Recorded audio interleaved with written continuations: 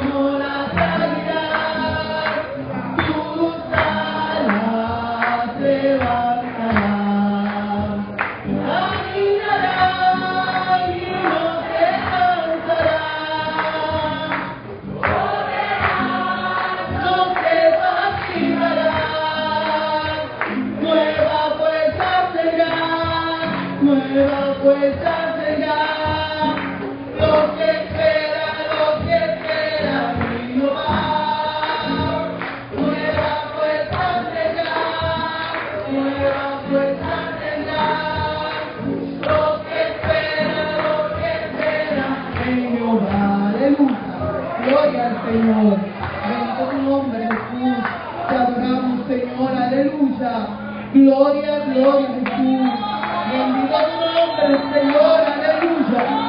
Gloria, gloria, gloria a Dios.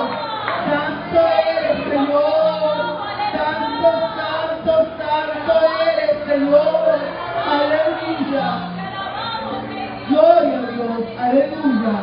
Vamos a tener con la presentación de la visita a la hermana Ana de Río. Ana.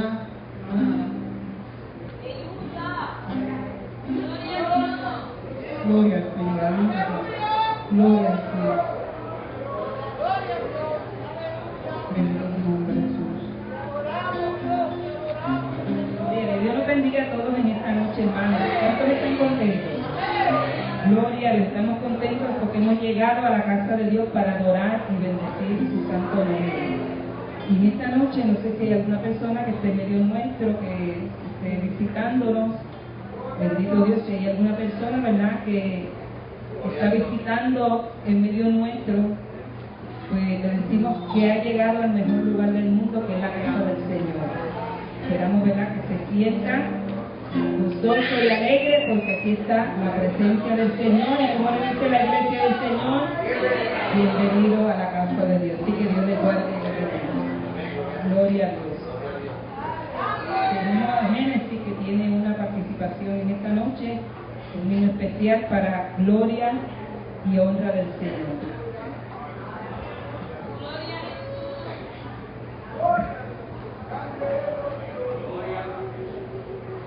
Gloria a Dios, aleluya. Que el Señor bendiga, iglesia. Amén. Y que Dios bendiga más.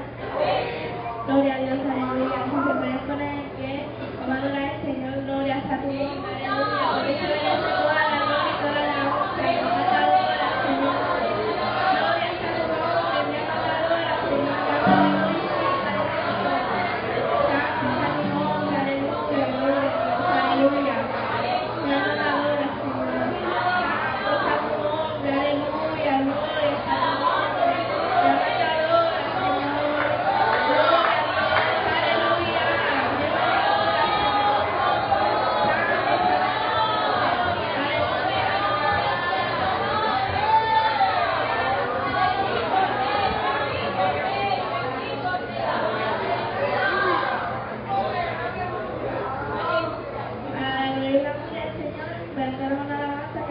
se titula Es orando.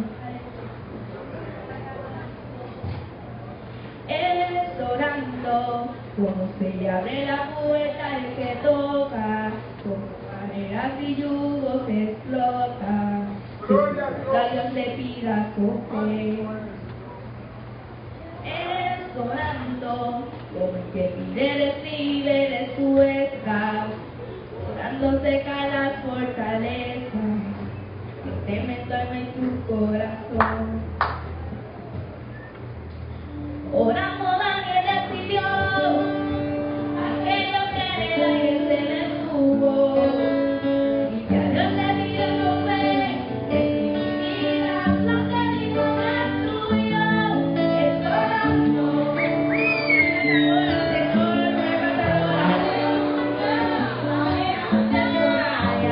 y orando verás que Dios nunca falla. Es orando.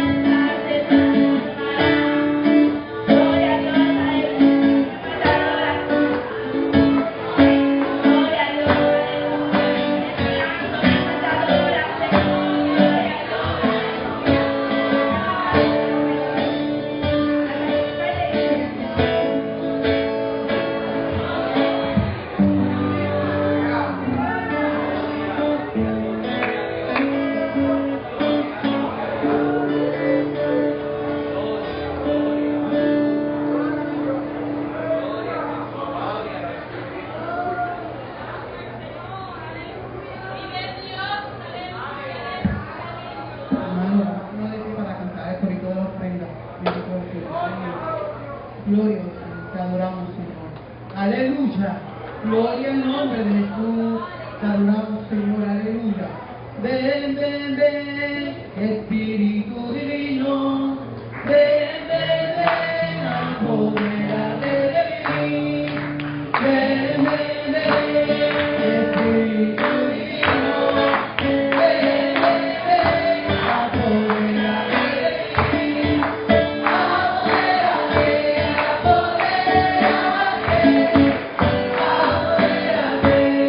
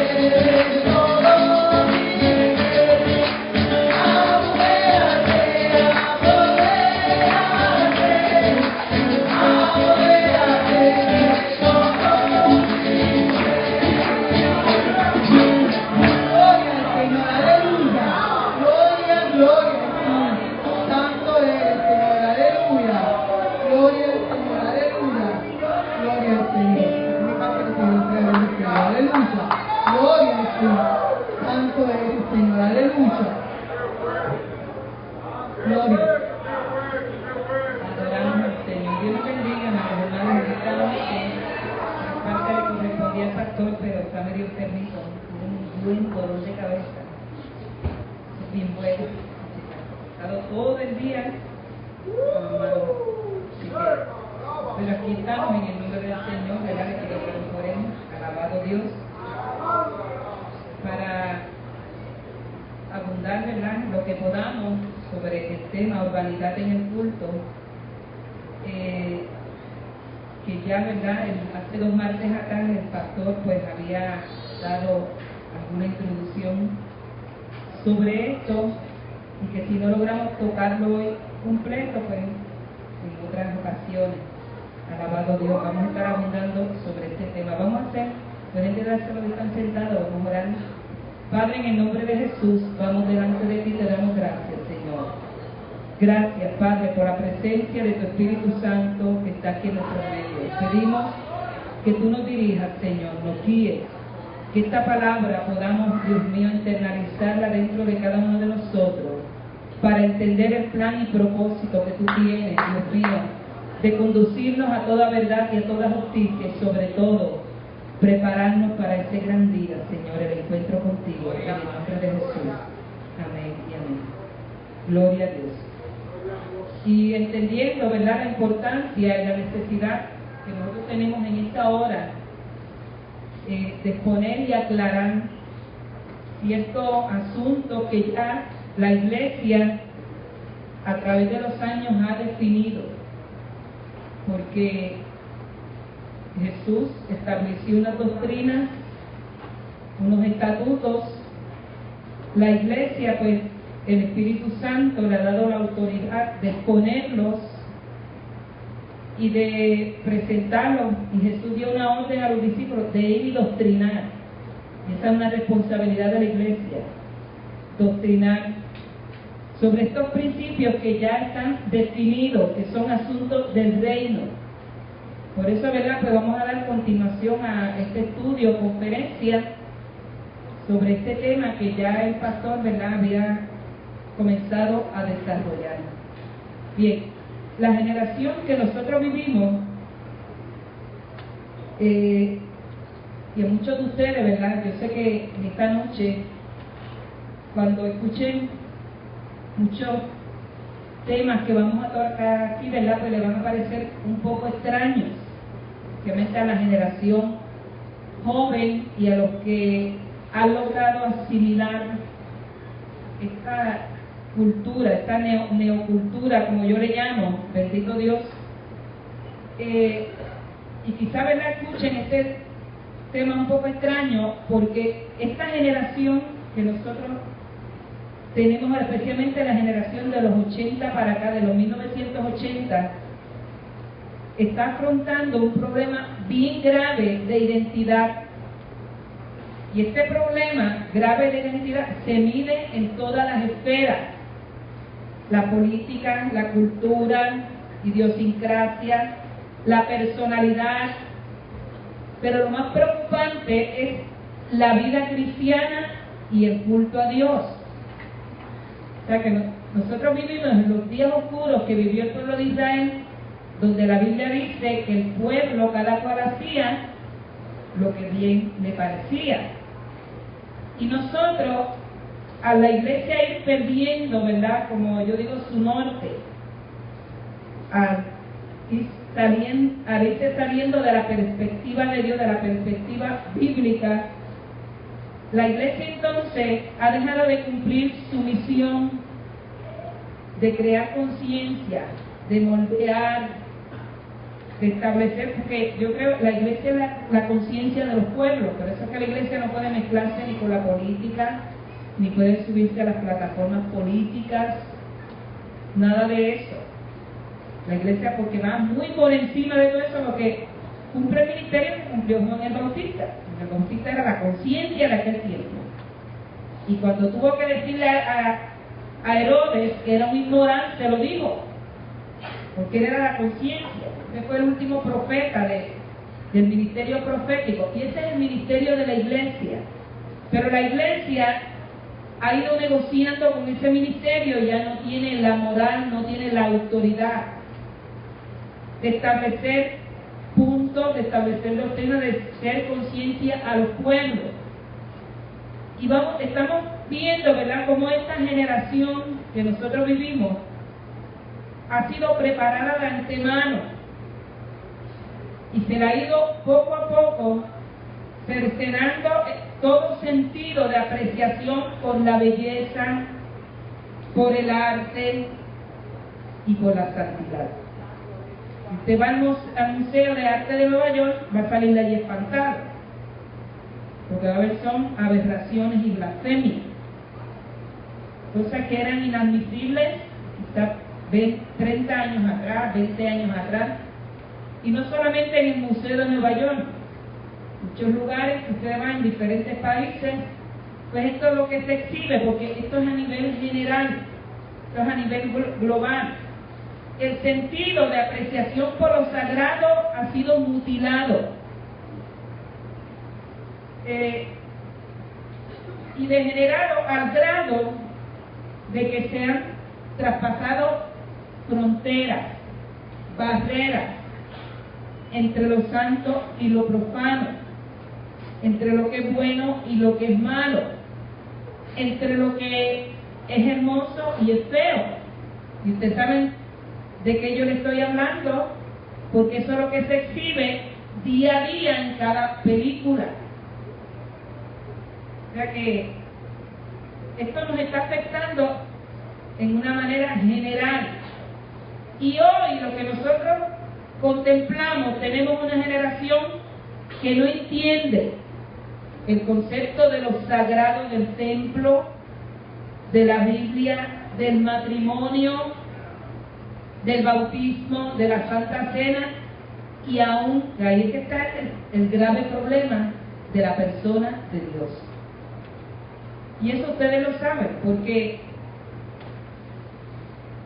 en cierta ocasión estaba Ferdinand, creo que predicando aquí, él dice que él estaba descarriado allá en el mundo de maldad, pero cultivaba ese sentido, porque dice que cuando él bajaba por el contrario, él lo bajaba. Un buen católico pasaba por un templo católico y ¿qué hacía? Hacía la cruz. O sea que, porque ese sentido, ¿verdad?, permeaba en nuestra sociedad en una forma general, en una manera general, y aunque la persona estuviera errada quizás, pero tenía respeto. O sea, respetaba su religión. Hoy día no respetan ni la de ellos ni la de nadie. Y aún Dios estableció el Levítico, le dijo a María, cuando tú vayas a decirle a aquellos dioses, si tú profanas los dioses de ellos, eso va a ser tu problema, Dios. Tú vas a cargar con las consecuencias. O sea, tú no vas a profanarlos ni a mofarte ni a burlarte de ellos, vas a destruirlos y se acabó. O sea, porque hay unos linderos, hay unas barreras que en el momento en que se transgreden, se eliminan en la vida del ser humano, que no termina haciendo la persona. Hay personas que nos han confesado, nos han dicho, gente que se ha apartado, hecho cosas que yo jamás ni soñé ni imaginé que yo podía hacerlas, porque descendió y cayó en ese abismo, en ese nivel, y a veces no hay retorno. Muchos no pueden ni volver atrás, porque no hay retorno. Hay actos que una vez uno volvió, pero no podía. Yo le comunico a este hombre, y dice, Señor, llévatelo para que este hombre tenga paz. Se crió en una iglesia, se apartó, cayó en el vicio de la droga, y yo ni me atrevo a decirlo, eso hace años atrás, no sé, como algunos 25 años. Yo hasta me siento mal decirle lo que salió por la boca de aquel hombre, porque hasta el nivel que había llegado él no podía vivir con eso. Yo dije, Señor, tú eres un Dios de misericordia, de para este hombre no puede vivir con, va a terminar suicidándose. Y dije, llévate. O sea, y ese es el problema que está teniendo nuestra generación.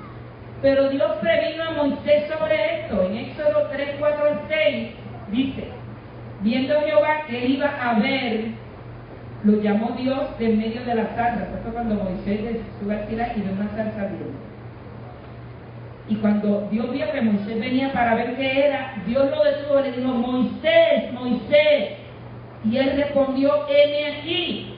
Y dijo, no te acerques, quita tu calzado de tus pies, porque el lugar en que tú estás, tierra santa es. Y dijo, yo soy el Dios de tu padre, Dios de Abraham, Dios de Isaac y Dios de Jacob. Entonces Moisés cubrió su rostro porque tuvo miedo de mirar a Dios. Ahí hay un mensaje, hay unos principios.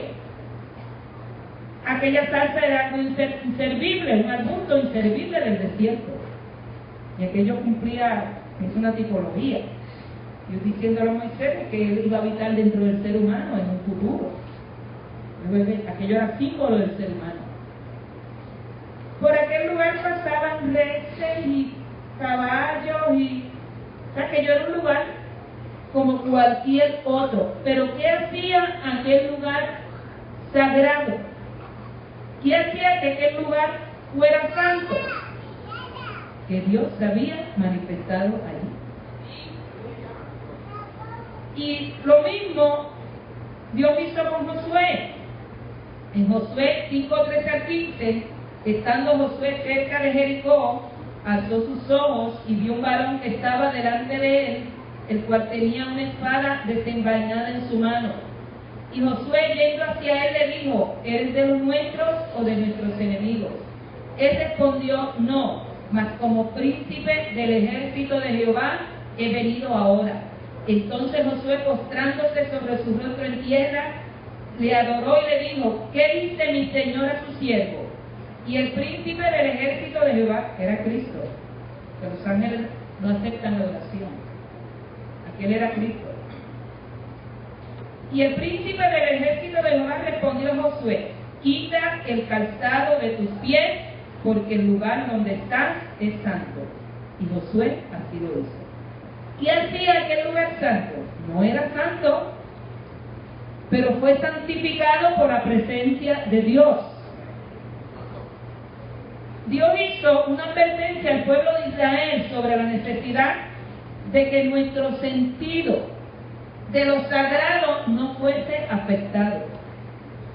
Y nosotros tenemos que cuidarnos con esta cultura prevaleciente, esta cultura popular, que está aún dentro de la iglesia, porque ha ido erosionando la vida espiritual de esta generación, que no va a entrar a la tierra prometida, porque por menos Moisés no entró lleno. Por menos Moisés no entró. Esta generación, mire, y yo digo esto con la autoridad que el Espíritu me da en esta hora. Con la autoridad que el Espíritu me da.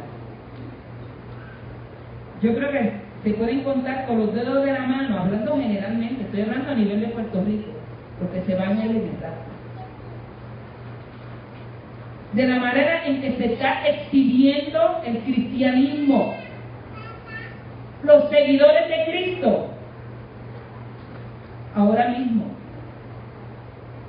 y sin tocar Facebook, oyeron, porque eso es escandaloso lo que uno ve por ahí, y eso que allí yo no tengo tanta gente. No tengo tanta gente. Pero la cosa, allí la gente saca todo lo que tiene por dentro, porque la Biblia dice que de la abundancia del corazón habla la boca. Y lo que uno tiene adentro siempre sale. ¿Ok? Las cosas que uno ve, estoy hablando de las iglesias.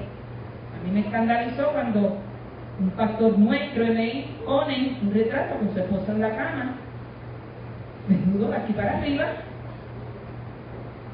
O sea, eso es lo que se ve por ahí. Ahí en un acto bien romántico, bien eso es privado. Es algo privado. Para eso hay una puerta en el cuarto. Cuando yo vi eso, pero mire, yo digo, ¿qué dirá la congregación de ese pastor? ¿Con qué moral se parará en el altar a predicarle a la gente? Yo no me atrevería. O sea, eso es lo que uno está viendo. Pero Dios le hizo una advertencia al pueblo de Israel para que su sentido de lo sagrado, de lo correcto, porque nosotros somos llamados a vivir una vida correcta, porque Dios es correcto. Y Dios dijo que tenemos que ser como Él es. Y no entramos allá. En Levítico 18:11 dice, y Jehová habló a Aarón diciendo, tú y tus hijos contigo no beberéis vino ni sidra, cuando entréis en el tabernáculo de reunión, para que no muráis, estatuto perpetuo será para vuestras generaciones, para poder discernir entre lo santo y lo profano, y entre lo inmundo y lo limpio, y para enseñar a los hijos de Israel todos los estatutos que Jehová les ha dicho por medio de Moisés. Mira la advertencia que le hace. El vino y la sidra corrompen los sentidos, te vas a emborrachar, y quizás vas a hacer cosas no correctas. ¿Qué le dice? Para que no mueran. Aquí estaba la ley de la pena capital. Pero ahora hay una pena capital más terrible, la muerte espiritual. Y en Ezequiel 42, 19 al 20 dice, rodeó al lado del occidente y midió 500 cañas de la caña de medir. A los 4 lados los midió, tenía un muro todo alrededor de 500 cañas de longitud y 500 cañas de ancho para hacer separación entre el santuario y el lugar profano. Este texto hace referencia al templo que se va a construir durante el milenio. Y note que esta separación entre lo santo y lo profano es explícita aún durante el milenio, cuando se supone que no hay diablo ni demonio y el pecado no va a estar activo en la sociedad. El pecado va a estar, pero el que peca, ahí mismo no, la pena capital, muere. O sea, no va a haber pecado en la sociedad. Pero está este principio, separación entre lo santo y lo profano. Ezequiel 44:23, y enseñarán a mi pueblo a hacer diferencia entre lo santo y lo profano, y le enseñarán a discernir entre lo limpio y lo no limpio. Esta cultura humanista que se ha ido apoderando poco a poco con sus tentáculos, ha ido haciendo desaparecer, ha hecho desaparecer estas fronteras, estas barreras entre lo que es masculino y femenino. Eso es un concepto de allá de estas religiones orientales, del yin yang, lo que le llaman el yin yang. Entre lo bueno y lo malo, lo correcto y lo incorrecto, entre femenino y masculino. Por eso es que usted ve que toda esta ideología del homosexualismo, ¿verdad? Ya, que eso se ha ido hasta legislando. Porque ese espíritu de allá que viene del oriente, eso es una enseñanza, estos conceptos de estas religiones orientales nos han estado afectando a nosotros. Y si esto sigue, si Cristo viene, yo no sé qué va a encontrar en la tierra. Porque ya esto se está metiendo dentro de la iglesia. Por eso es que traemos, ¿verdad?, estos estudios, porque nosotros tenemos que estar bien claros en lo que nosotros creemos. Porque Jesús dijo, conoceréis la verdad y la verdad os hará libre. De lo contrario, vamos a sucumbir y nos vamos a desbocar también por esa vida que va la mayor parte de nuestra sociedad. Ahora, cuando el sacerdocio falló en esto, el sacerdocio falló, el sacerdocio hebreo, Dios le dictó una sentencia. En Ezequiel 22, 26, 27. Sus sacerdotes violaron mi ley y contaminaron mis santuarios. Entre lo santo y lo profano no hicieron diferencia, ni distinguieron entre inmundo y limpio, y de mis días de reposo apartaron sus ojos. Y yo he sido profanado en medio de ellos. Sus príncipes en medio de ellas son como lobos que arrebatan presa, derramando sangre para destruir las almas, para obtener ganancias injustas. Perdieron el sentido de lo sagrado. ¿Y qué no hace una persona cuando pierde el sentido de lo sagrado? Se maltrata a la esposa, se maltrata al esposo, se sucumbe al pecado del incesto, Es lo que estamos viendo en nuestra sociedad. Cuando se pierde el sentido de lo sagrado. Entonces, de un momento dado hizo una advertencia. La advertencia que tuvo que hacer el pueblo: cuídate del que está a tu lado. ¿Cómo estaban los corazones? Dañados. Cuando ese sentido se pierde, es algo terrible. Las nenas entonces tienen que estar tapándose en la casa, ¿verdad? Bien, porque el hermano está ahí, o está el papá. Y antes, mire, aun cuando las personas no tienen el conocimiento bíblico que nosotros tenemos, ese respeto prevalecía en los hogares. Yo me acuerdo, en casa éramos 6. Mi papá no era evangélico.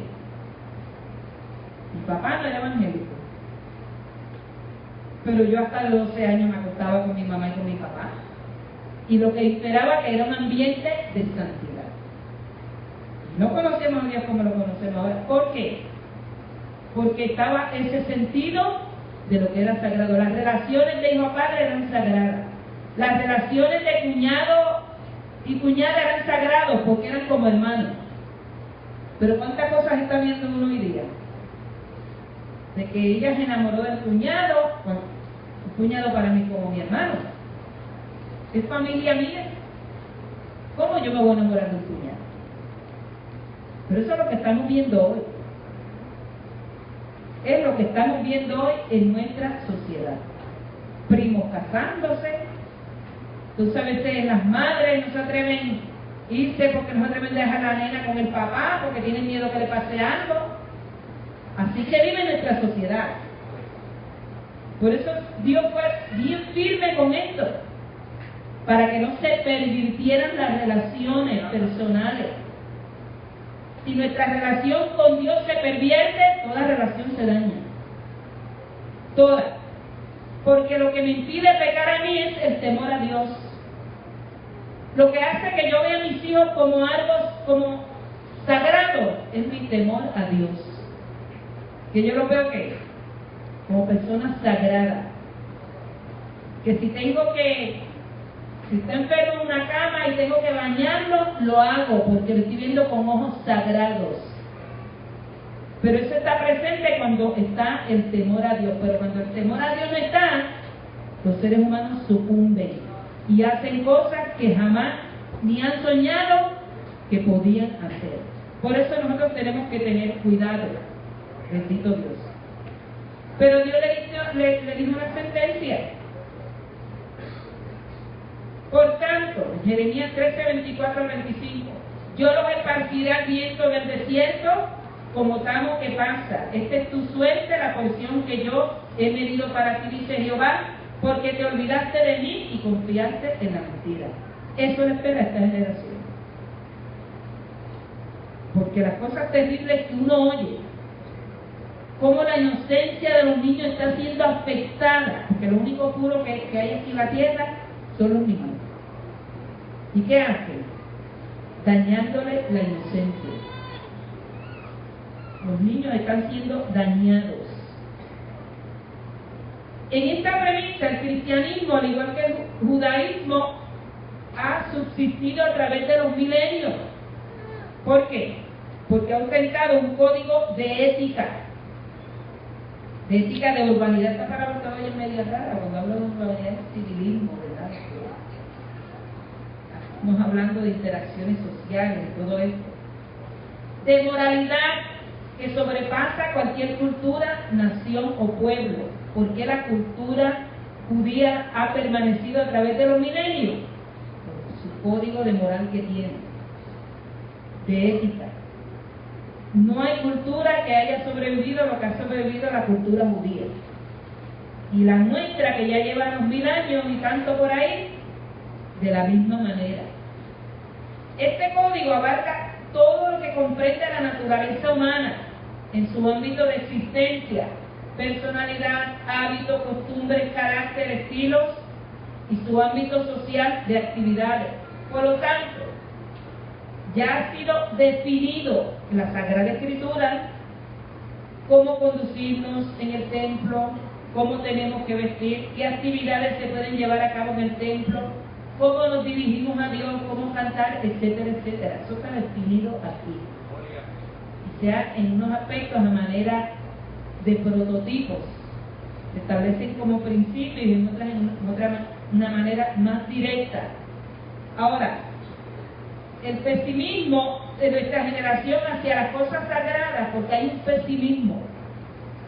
Y yo le he dicho a ustedes, le conté en cierta ocasión cómo yo fui a una iglesia a predicar, y cuando yo di el tema, la gente rápido, como que tiraron los cuellos, y el pastor se puso como despaciándose de un lado a otro. Yo dije, me quita el micrófono ya mismo. Pero vamos a seguir. Y después que terminé, casi me arranca el micrófono y el martes yo espero que todo el mundo venga aquí a estar presente para que ustedes entiendan lo que es santidad y lo que es ascetismo. ¿Verdad, hermana? Me hizo así, pero con mucho coraje, como si yo no supiera lo que es ascetismo. Yo no hablé de ascetismo, porque el cristianismo no es ascetismo. No es ascetismo. El cristianismo es una vivencia. Y lo que hacemos lo recibimos ¿a qué? Porque es impartido a través del Espíritu de Dios. Fue el Espíritu de Dios el que nos ha movido, no a prácticas ascéticas, porque esta gente, estos ascetas siguen con sus mismas aberraciones.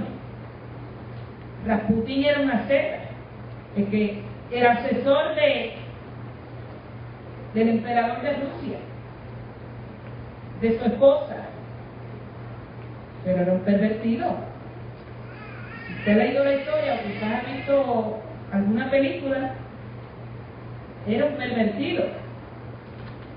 O sea que nosotros tenemos, ¿verdad?, que entender cuando la Biblia habla de separación, de consagración, porque esto es un dinamismo que comienza de adentro y se manifiesta afuera. Es una regeneración, un cambio de pensar del corazón, es una conversión. Y Rasputín estaba convertido y era un asceta. Bien, ahora, este pesimismo hacia la cosa sagrada es una manifestación de la apatía hacia la santidad de Dios. Eso es lo que tiene esta generación, apatía hacia la santidad de Dios y el resultado del embotamiento de los sentidos.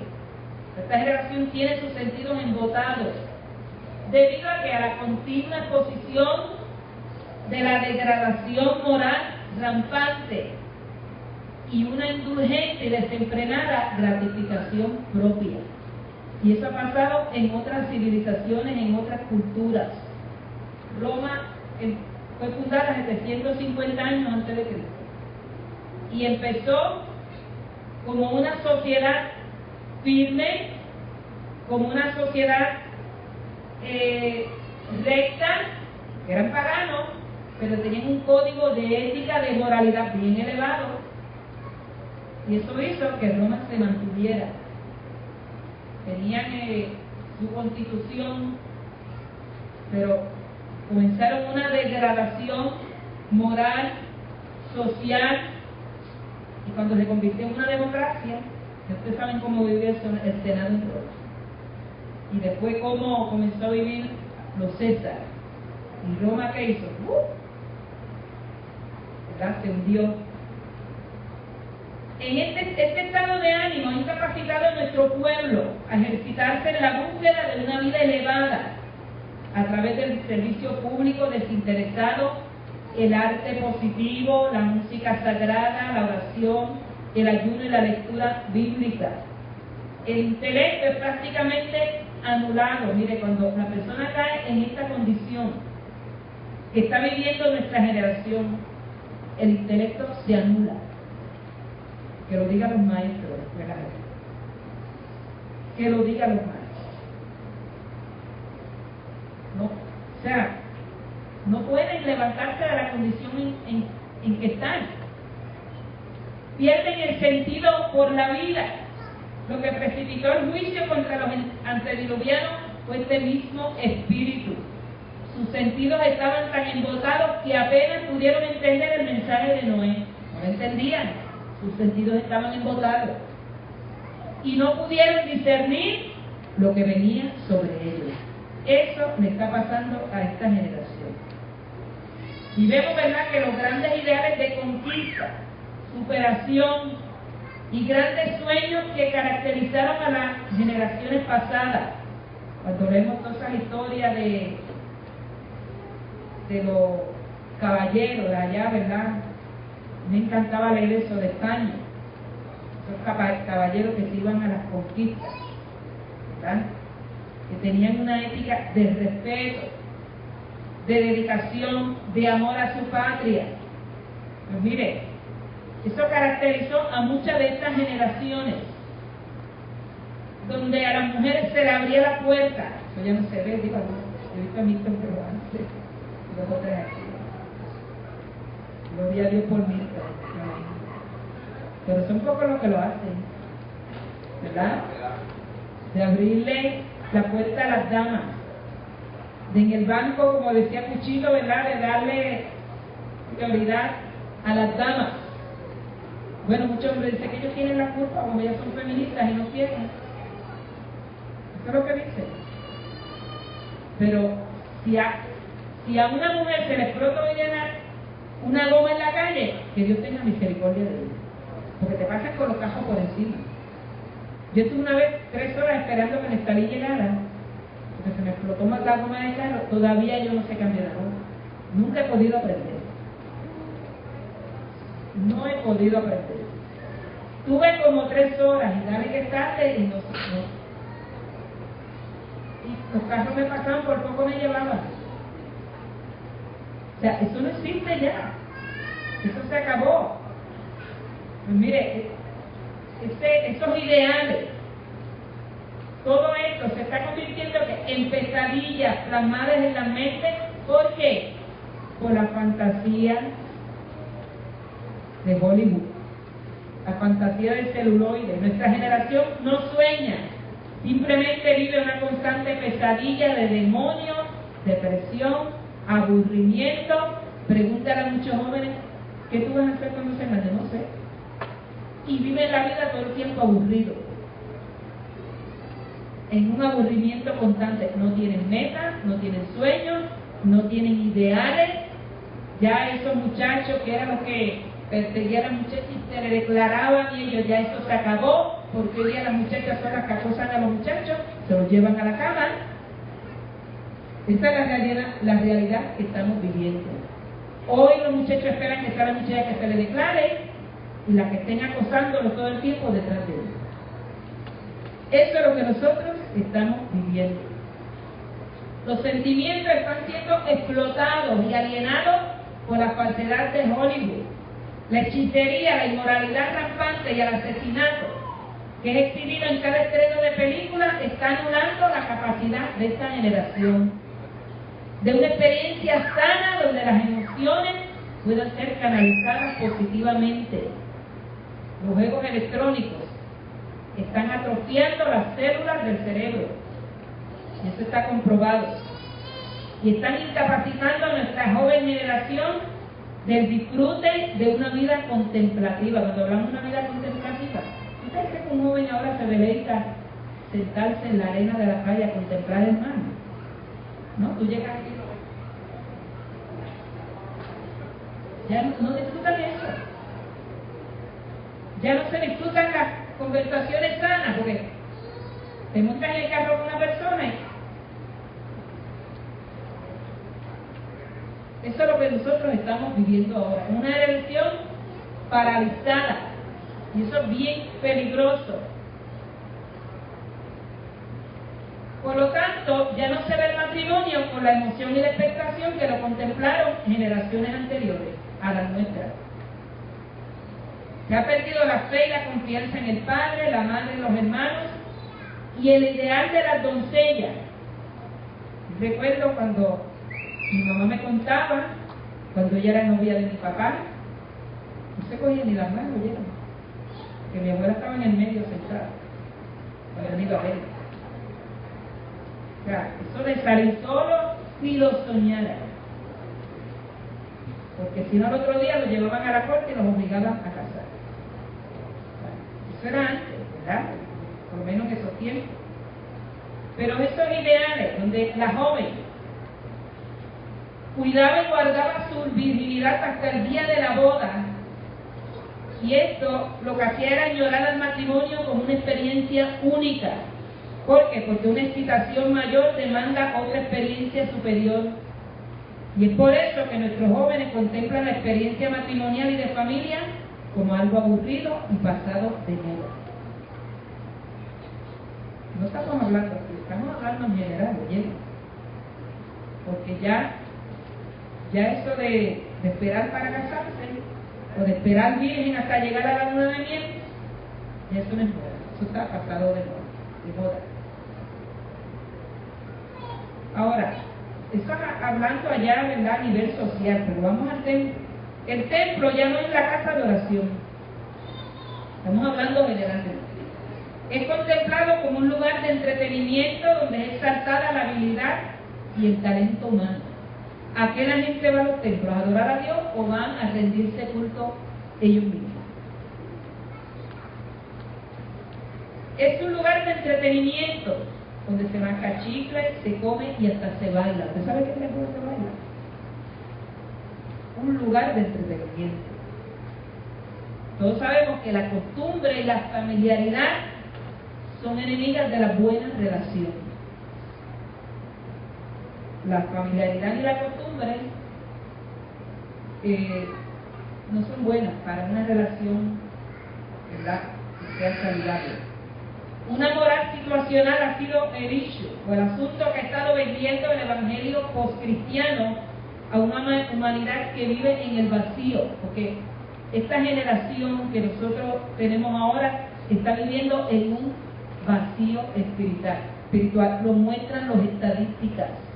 Estoy coleccionando unas cuantas estadísticas para el seminario de café y hasta yo estoy escandalizada viendo todo eso.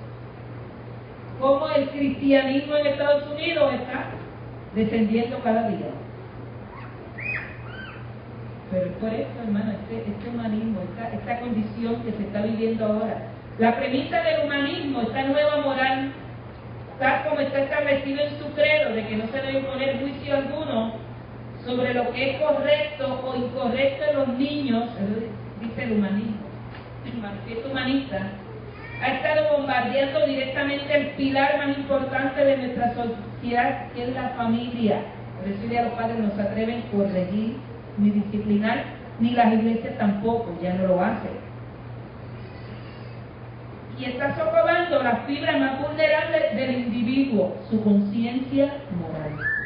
Por eso estamos viendo que se están cometiendo crímenes y están pasando cosas que a nosotros nos preocupan, que no se daban. Quizás si se daban eran sectores marginados de la sociedad. Pero eso ahora se está haciendo bien público y explícito. Esta estrategia no es nueva, esto se estaba entrenando una y otra vez desde los 1800 en una forma sutil y gradual, porque es una guerra directa contra el Cordero de Dios. Es una pelea contra el Cordero de Dios. Ahora, nosotros hemos estado viendo cómo el pensamiento y la cultura americana, yo no soy antiamericana, pero esa es la realidad, ha ido modificando gradual y profundamente la cultura puertorriqueña. Puerto Rico, el puertorriqueño siempre se caracterizó por ser una persona apacible. Aquí primero vinieron los españoles, dominaron, eliminaron los indios, y esta sociedad puertorriqueña, ¿verdad?, siempre fue pacífica. Después vinieron los americanos, nos sometimos bien tranquilos, aquí no hubo revueltas, quizás hubo por ahí, pero no hubo una sublevación, ¿verdad?, a nivel nacional. Y bien tranquilo.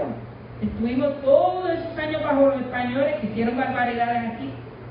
Y nos protestamos, quizás 2 o 3 por allá por Lares y no sé. Pero el puertorriqueño es pacífico, es tranquilo. Aquí, la guerra, si ha habido alguna guerra civil, ha sido en algunos sectores.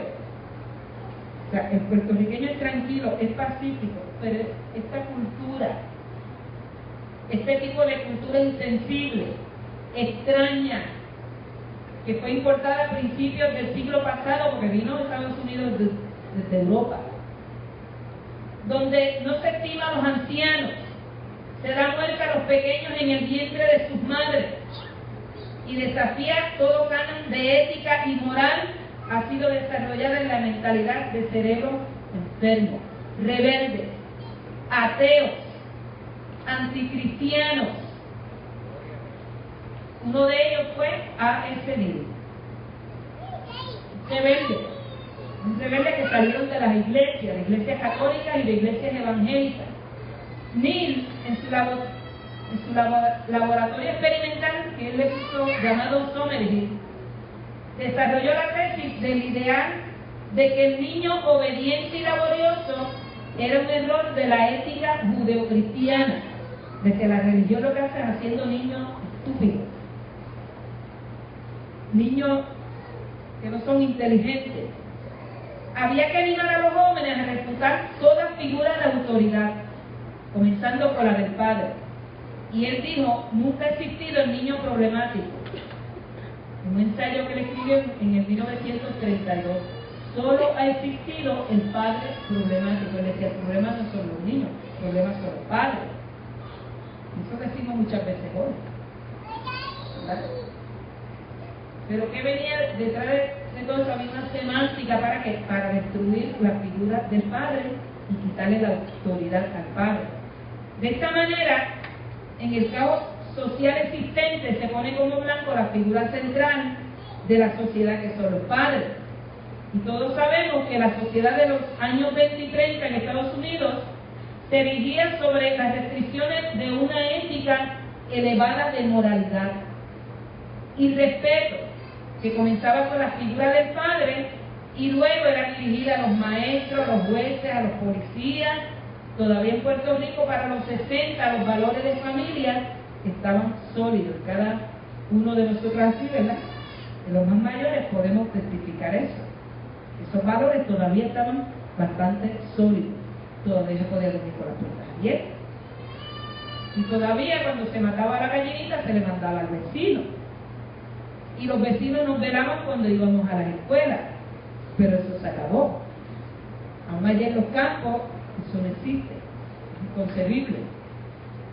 Ahora, lo difícil de entender es cómo una sociedad construida sobre unos pilares tan sólidos de moralidad. Porque aunque Puerto Rico creció bajo, ¿verdad?, la sombrilla del catolicismo, recuerde que aún con sus aberraciones doctrinales, el catolicismo, que mantenía una ética, todavía la mantienen la mayoría de estos colegios, ¿verdad?, que salía ¿de dónde? De las enseñanzas bíblicas. Y vamos a ver, ¿verdad?, que la pregunta es ¿cómo? Estos pilares tan sólidos de moralidad, costumbres de familia y respeto a la autoridad, se pudo tan fácilmente asimilar estas ideas viciadas de este hombre, que era un catedrático universitario. No solo Neil, mire, entre los 1879 a los 1925, la ideología antimoral, antidios y antifamilia ya había comenzado a corroer los pilares de la sociedad. En Estados Unidos, después no los importaron para acá. Mentalidades como Wilhelm Wundt, Otto Gross, Stecker, Durkheim, un montón de nombres raros, Fromm, Reich, Luhmann, Friedrich Engels, Karl Marx, Marcuse, por ahí, ¿verdad?, Gramsci. Todos estos hombres, algunos de Estados Unidos, otros de Alemania, Italia, Inglaterra, Austria, Rusia y Canadá, unidos, fueron las figuras claves que comenzaron a inyectar las mentes de los jóvenes que iban a las universidades y a las escuelas. Y con sus escritos comenzaron a influenciarlos. Su fin era que desatar una revolución en cadena, hasta el grado de remover valores que han sostenido nuestra civilización con centurias. Yo le traigo esto porque lo que se enseña hoy de muchos altares, se presenta todo esta rebelión como efectos saludables a la iglesia, como cambios saludables y necesarios. No, es que los tiempos cambian, es que la iglesia tiene que evolucionar. Bueno, por lo menos Dios no cree en la evolución, ¿verdad? Eso es antibíblico en todos los aspectos. Y ellos dicen, hay que evolucionar. Yo no puedo meterle la mentalidad a mi hijo cosas que me las metieron a mí años atrás y que me mantenían en un régimen. Yo estuve hablando con una persona que nos criamos juntos en la iglesia, y cuando yo miro que ella está en el este, yo estoy en el oeste, yo digo, ¿qué pasó aquí? Y las dos crecimos juntas, los padres nuestros tenían los mismos valores, estudiamos más o menos, estudiamos en el mismo sitio. Yo digo, ¿qué pasó aquí? Porque hasta el nombre de Pentecostal se quitó. Hasta el nombre. O sea, y esto son cosas, ¿verdad?, que preocupan a uno. Vemos cómo estos valores están siendo removidos. Valores que han sostenido nuestra sociedad por siglos, pero han sido primariamente los trabajos y teorías de estos individuos que comenzaron, ¿verdad?, a fermentar la obsesión existente de una educación a temprana edad. Eso vino de ahí. Aborto, el rechazo de la familia paternal, la denigración de la autoridad, la erradicación de la religión y la demolición del carácter ético. O sea, ese era el propósito de ellos. Vemos entonces qué está pasando en las congregaciones. Se levantan como turbas. En las asambleas, cuando las damos, lo que les gusta aquí a algunos ir a la asamblea, no sé qué viene. Usted lo que escucha es las protestas. Cuando caminan por los pasillos, las protestas, hay que abolir los dogmas. El carácter ético de las organizaciones religiosas, hay que acabar con eso. Todo eso es el experimento de esta educación humanista que comenzó en las universidades, siguió por las escuelas, y ya usted ve por dónde vamos. Porque le está enseñando a los niños ahora con gráficas lo que es una relación homosexual. ¿Y dónde va a parar esto? Yo no sé.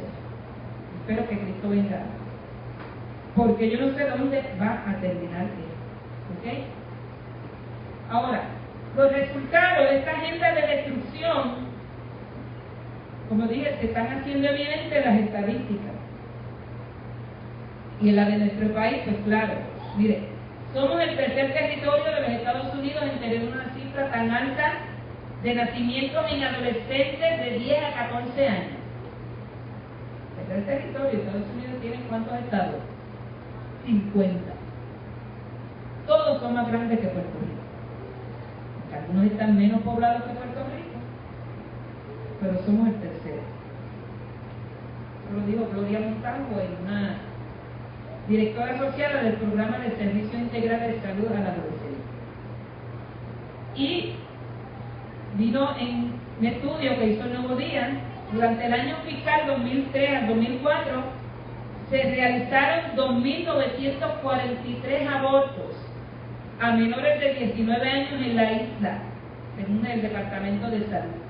Conforme al citado diario, esta cifra solo recoge los abortos hechos en clínica de terminación de embarazos certificados. O sea, que los que no están certificados y los que hace la gente escondida, imagínense. En total, hubo en la isla un total de 8.162 abortos. Eso fue el 2003 al 2004. Imagínense. Y esto, ¿qué es lo que va haciendo toda esta agenda infanticida? Va endureciendo, ¿verdad?, la conciencia de la gente, va cauterizando la sensibilidad, porque yo no me atrevería ni matarle un perrito a una perra embarazada. ¿Sabes? Como que no. No sé. No tengo conciencia ni moral para eso. No podría. Un niño, imagínense. Eso está pasando en este país. El proverbista dijo: la justicia engrandece a la nación, mas el pecado afrenta a las naciones. Proverbios 14:34.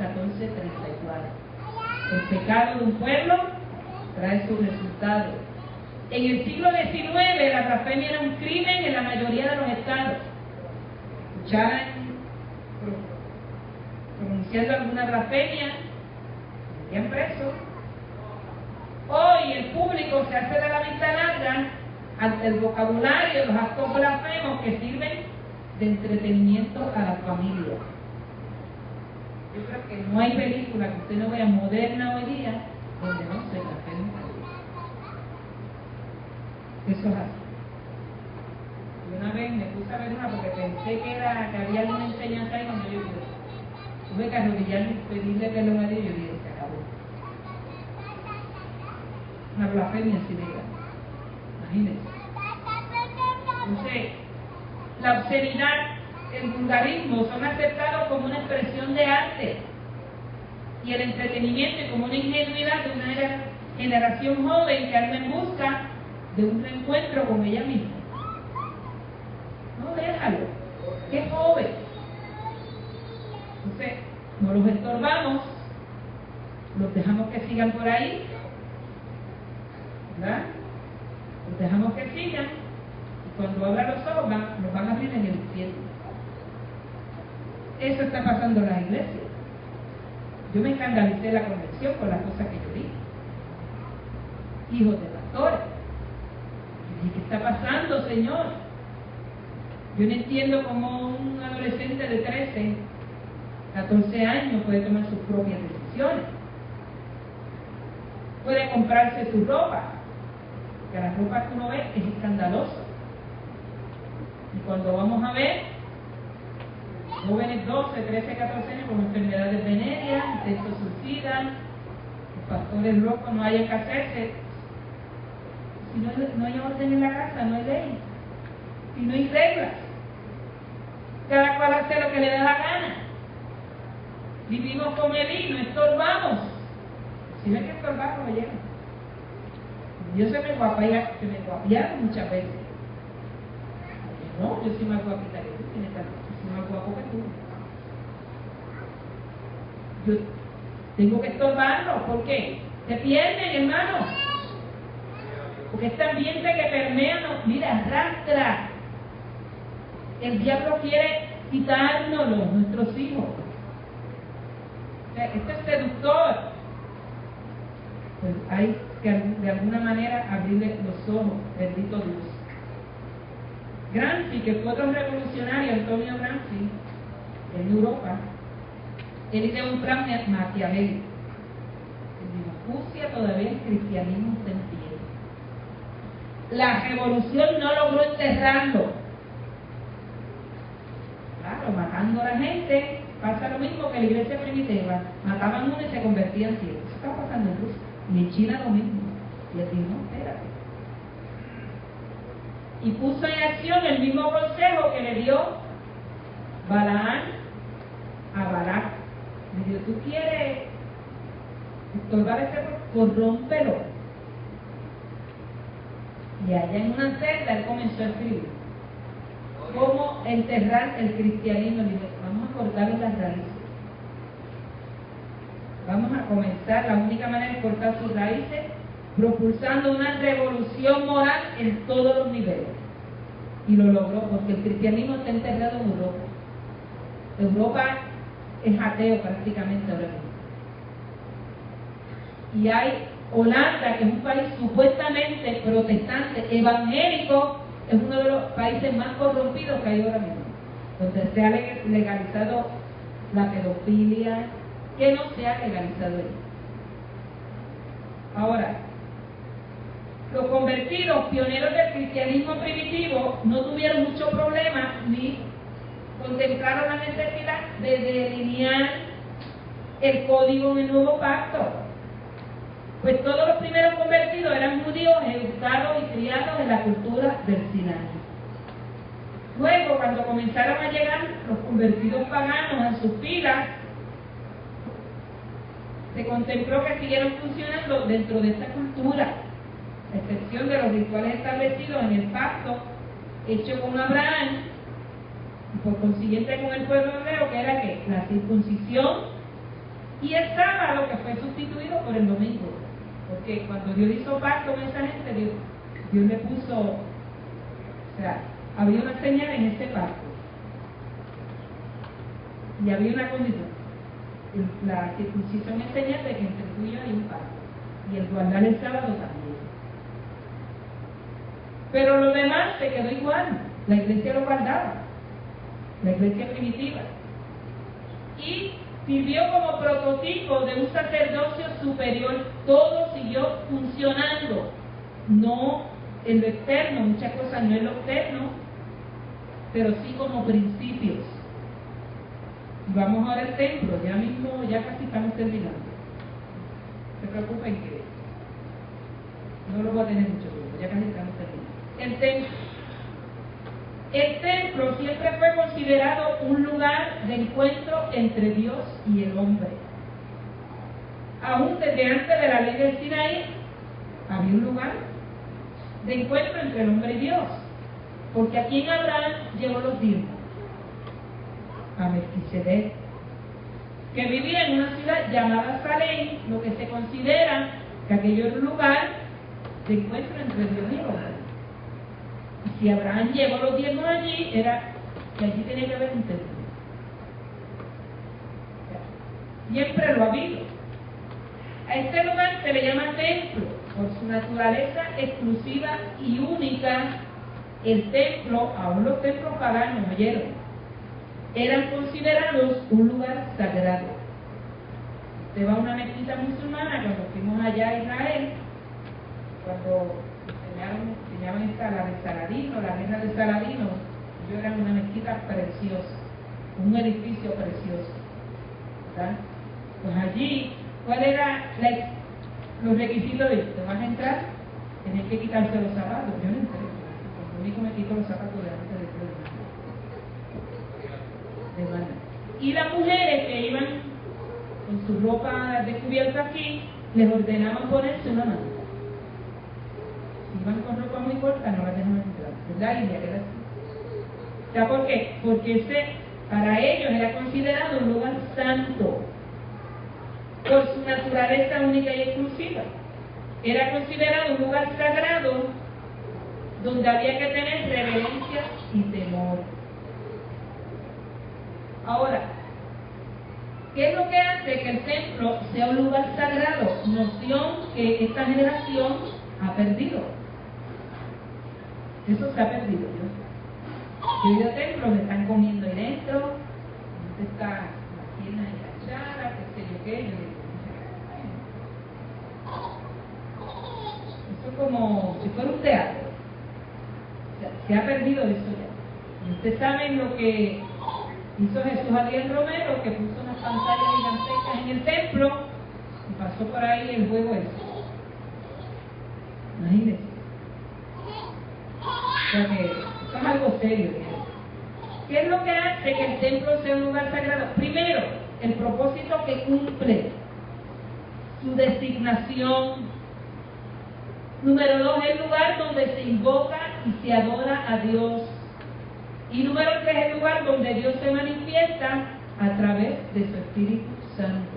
O sea, si algo, cuando nosotros leemos el libro de Éxodo, si algo era separado y dedicado a Dios, se convertía en algo sagrado. Por eso que después que Dios le dio a Moisés que hiciera todo aquello, lo último que le dijo, ahora vas a preparar un aceite único en su clase. Y más nadie puede preparar otro. El que haga otro va a ser cortado. Moría. Y tú vas a coger esto y lo vas a consagrar. O sea, consagrarlo lo vas a separar para un uso exclusivo. Y ese uso exclusivo, o sea, eso era para el servicio a Dios. No se podía usar para otra cosa. Cuando este hombre, el nieto de Nabucodonosor, mandó a buscar los vasos sagrados del templo y se sentó allí con sus mujeres concubinas a beber en ellos, ¿qué pasó? De momento ve una mano que escribe Mene, Tekel, así. Pesado ha sido en balanza y ha sido hallado falto. Y Daniel explica por qué. Profanaste algo que estaba dedicado exclusivamente para el uso a Dios. Mire, eso pasó en esos tiempos. Ahora las demandas son más, oye. Ahora son más. Lo voy a leer más adelante usted. Ahora, si el templo, por el hecho de que allí se invoca a Dios, es sagrado, entonces hay un lugar destinado dentro del templo desde donde se ofician las cosas sagradas. Recuerde que el templo nuestro es un tipo del templo judío. La iglesia siguió ese mismo modelo porque siguió funcionando dentro de la cultura del Sinaí y utilizó ese mismo modelo. Porque ¿dónde se congregaban los primeros cristianos? Era en el templo, hasta que el templo fue destruido.